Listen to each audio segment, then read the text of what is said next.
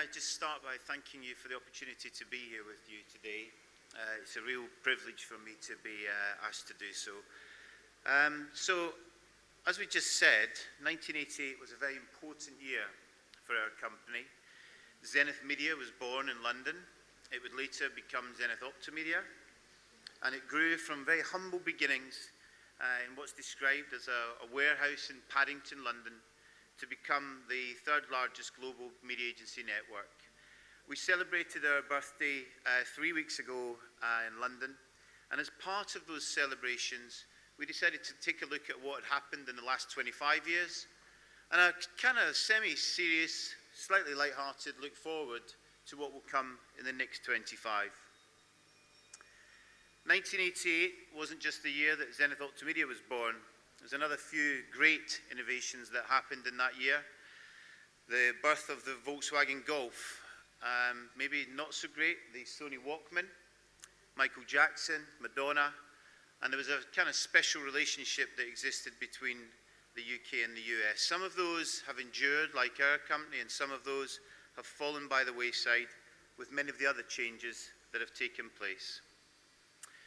So we just briefly touch on a number of trends that really characterized the last 25 years and are very much a function of the digital revolution which have taken place.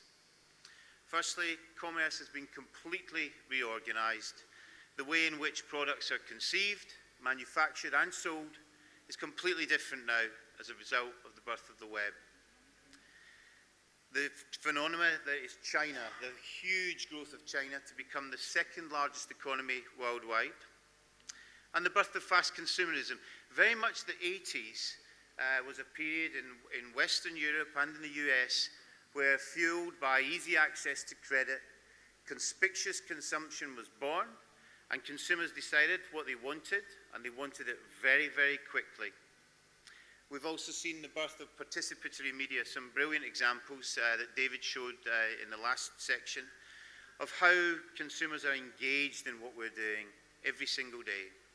And that's led to this concept of a shift from mass communication to mass communicators. As we move forward, we'll ask a number of questions about the next 25 years. First, with the huge growth in e-commerce, again we touched upon this in the Q&A of the last session, what will happen to our high streets? What will happen to the bricks and mortar stores that have fueled our economy so far? The China phenomenon is changing shape. Having been the world's manufacturer, will it actually become the world's marketplace as Chinese consumers' spending increases despite the slowdown in the economic growth? Will this concept of fast consumerism, is it enough to fulfill consumers in the long term? Will we see a new set of values emerging amongst consumers, a new type of consumerism as new economies spawn new consumers with new thoughts, ideals and processes? The concept of social, again, we touched upon this in the last presentation. Will these reviews and recommendations, will the stars and ratings, will the likes replace the branding efforts that we make every day? And lastly, as consumers learn the human language, this touches upon this whole concept of big data. Is it the end of serendipity in our lives and in marketing? We explored the concept of democratization of content in the previous presentation. I'll go into that a little bit more deeply and question the role that media owners have to play in the world in 2038. So we'll explore a number of trends that will shape the next 25 years as the real and virtual worlds converge.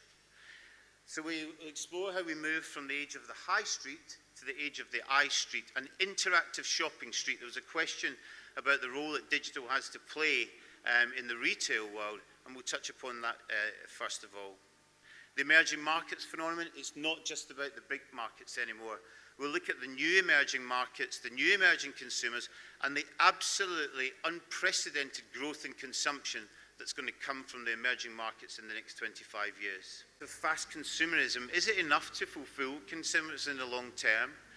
Will we see a new set of values emerging amongst consumers, a new type of consumerism as new economies spawn new consumers with new thoughts, ideals, and processes? The concept of social, again, we touched upon this in the last presentation. Will these reviews and recommendations, will the stars and ratings, will the likes replace the branding efforts that we make every day? And lastly, as consumers learn the human language, this touches upon this whole concept of big data. Is it the end of serendipity in our lives and in marketing? We explored the concept of democratization of content in the previous presentation. I'll go into that a little bit more deeply and question the role that media owners have to play in the world in 2038. So we'll explore a number of trends that will shape the next 25 years as the real and virtual worlds converge.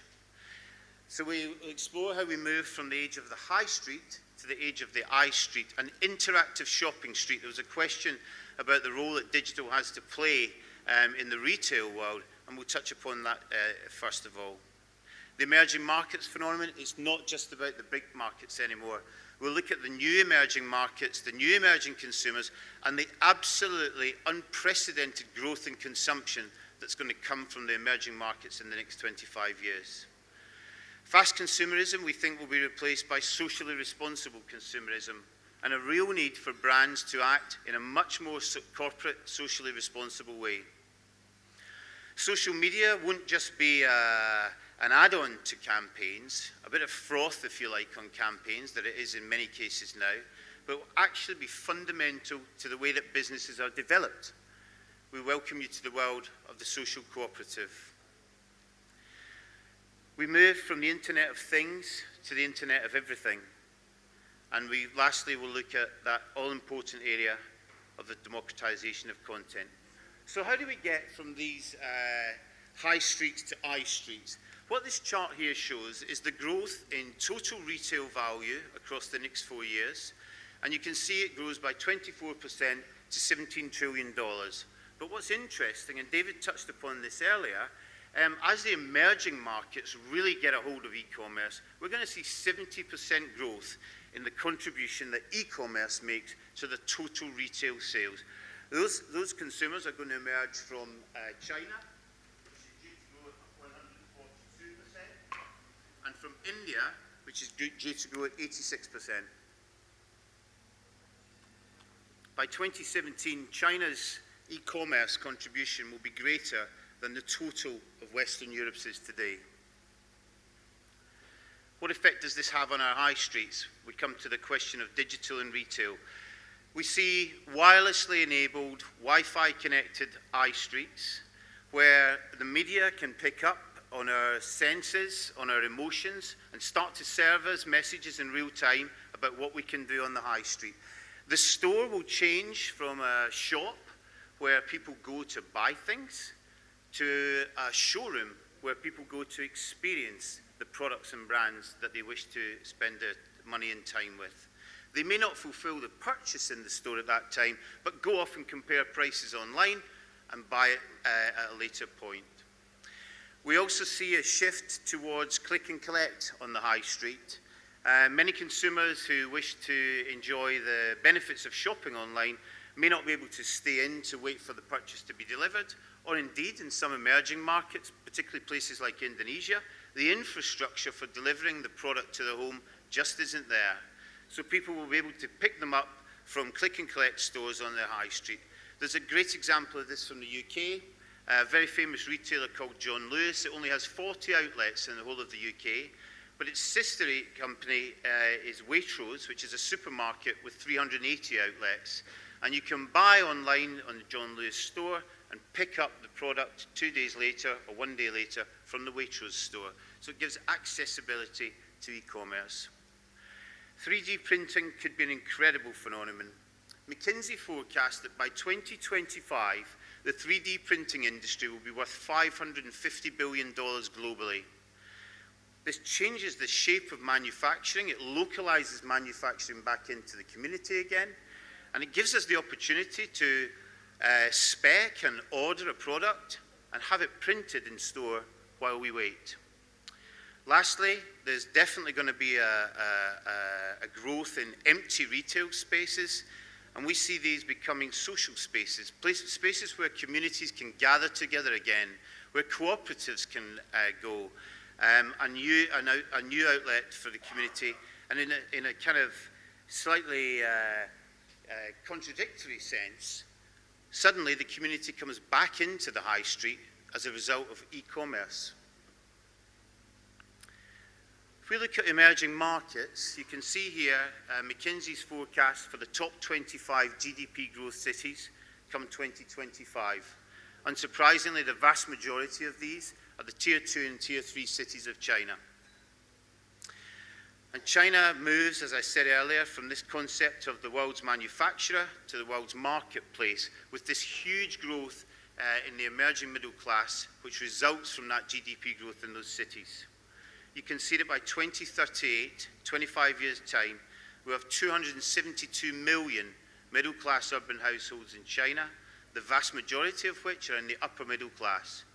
And it's this growth that will see China become the world's largest luxury goods market by 2015 and has already overtaken the US as the largest consumer of automotive in the world. But it's not just about the brick markets anymore. We're going to see consumption amongst the emerging markets grow to 30 trillion in the next 25 years, half of the world's consumption. And it's not just the BRICS, it's in these new emerging economies, what have been coined the civet markets. You can see here Colombia, Indonesia, Egypt, Turkey, and South Africa. And one of the things that's really interesting about these markets is that the average age is 6 years younger than in the BRIC markets. So what we'll see here is they'll embrace technology quicker and with more vigor than the BRIC markets did. Change will happen quicker as a result. As we improve our lives economically and from an educational perspective, we'll see a real change in values in terms of consumerism resulting from demographic shifts and from overall attitudinal shifts in these markets. There's a sort of sense that once we start to move up Maslow's hierarchy of needs, once we've satisfied all those base, we're actually looking for that concept of self-actualization. Demographically, we'll see a vastly aged population. The 65 plus population in the world at the moment is 8% of the total population. It's forecast to grow to 16% by 2038. Lower fertility rates will see more small families. By choice, more people will be living alone. And as a result of a boom in service economies all around the world, there'll be the economic empowerment for women. Much more flexible opportunities for the working mother. Iconoculture recently did a survey which looked at 17 countries, 7 of which were in the developing markets, and identified a quantum shift in terms of values, resulting from the reaction to the global financial crisis. They see emerging values in the areas of thrift, of justice, of courtesy, and of sustainability. And there's going to be a real need for our businesses and our brands to walk the walk of social responsibility, not just talk the talk. I've just got one example here, a great example of how our brand has taken a very brave stance towards CSR.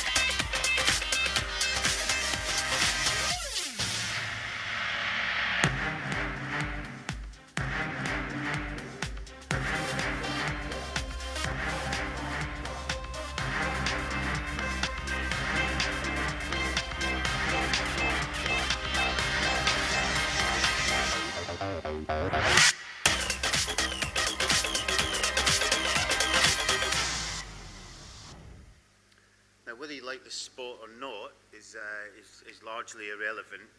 For a brand like Heineken to really take that position of promoting in such a positive way responsible drinking is a very, very brave step for a company like that to take. And it almost debunks the myth that alcohol brands have tried to create for the last 50 years, which is you become more attractive when you drink. So we need to take more action in terms of CSR, and this is exaggerated as we move into the social way of doing business. At the moment, social is very much viewed by many as a media channel. It's an addition, it's a way of mobilizing and creating a movement.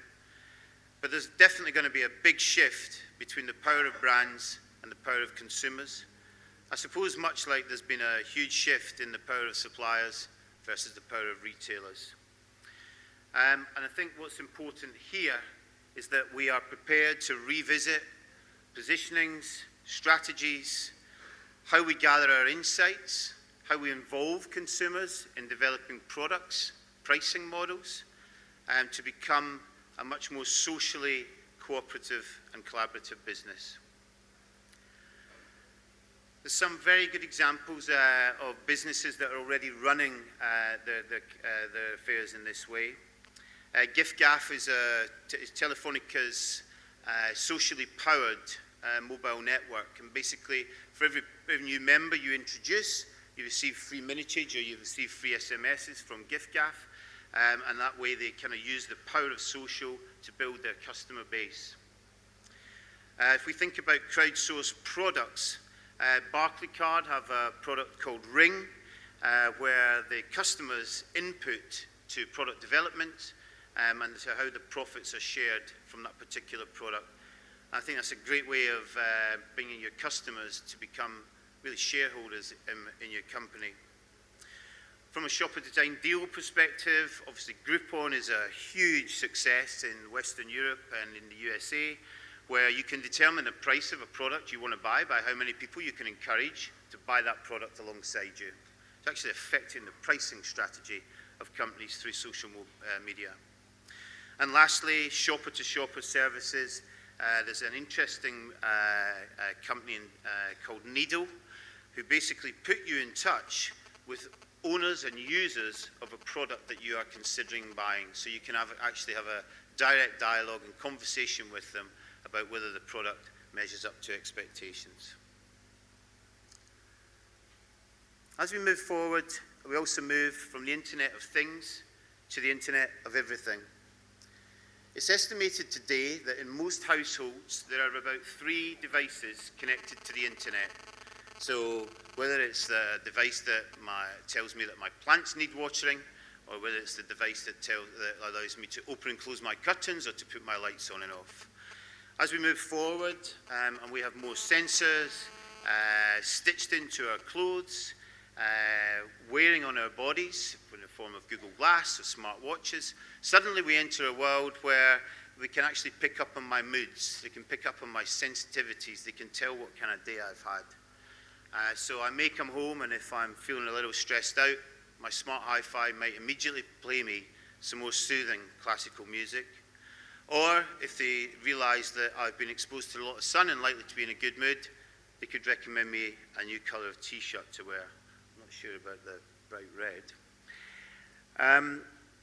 And really, this is a wonderful innovation in many ways, but it also, I guess, comes with a price.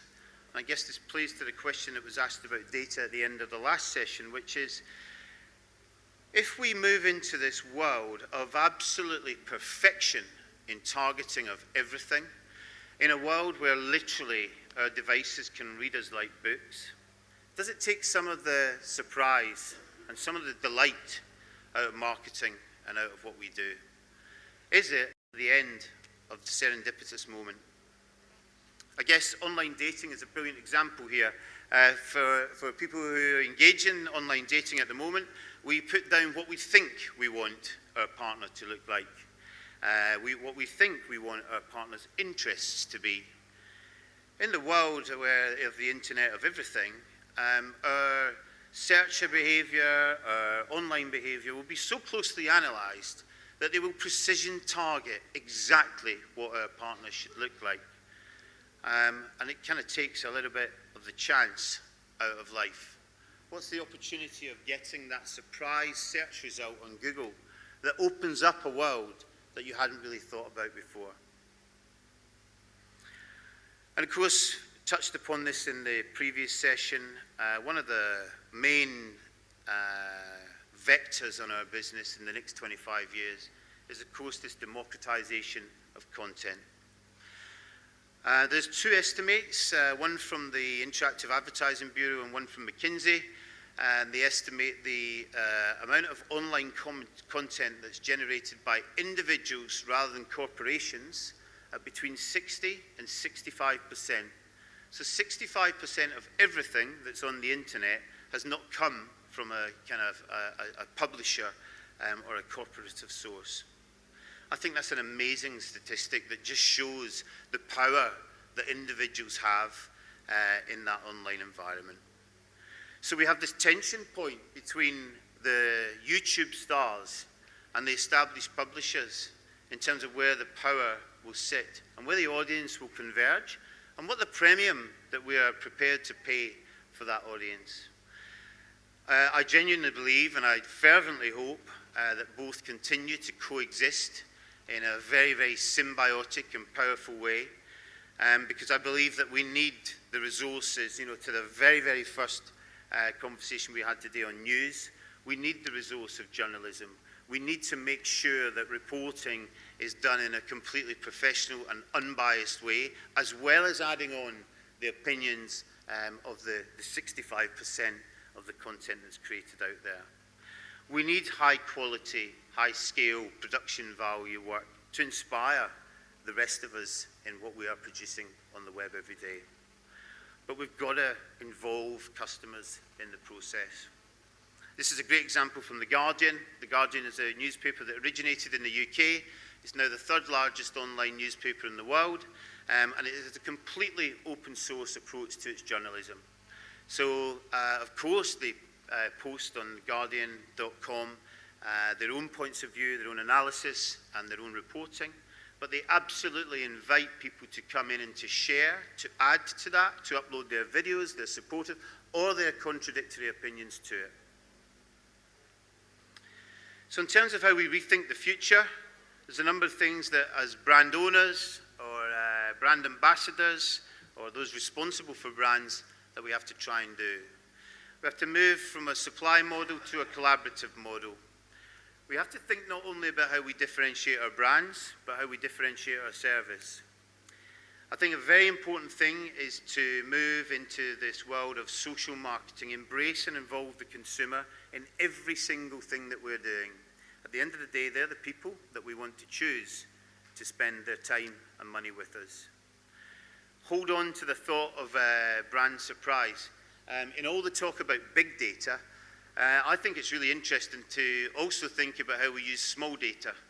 So what are the little outlying points, the things that contradict the big data learnings, and how can we use those in a way that might just create that surprise for our consumer and give them even more attachment to us as we move forward. So what can we do now? In an always-on world, we must prioritize our distribution strategy.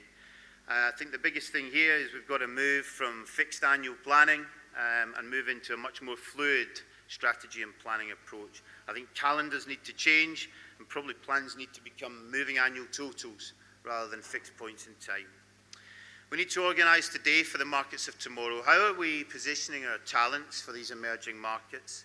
How are we thinking about how we develop the products for those emerging markets? We've got enough learnings. How are we taking them through? We've seen in the previous presentation and here the importance of mobilizing our social communities, but very importantly, and think about that Heineken example, it might seem counterintuitive what we have to do in terms of delivering a social care message, but if it's what consumers are looking for is in this new value system, we should be brave enough to do so. We also need to think about how we stimulate our earned and owned media. They're by far the most powerful media channels as we move forward into the next 25 years. We've got to get much smarter at thinking about them as integral parts of our plans. And lastly, if we're going to do something big, let's think about how we test it first.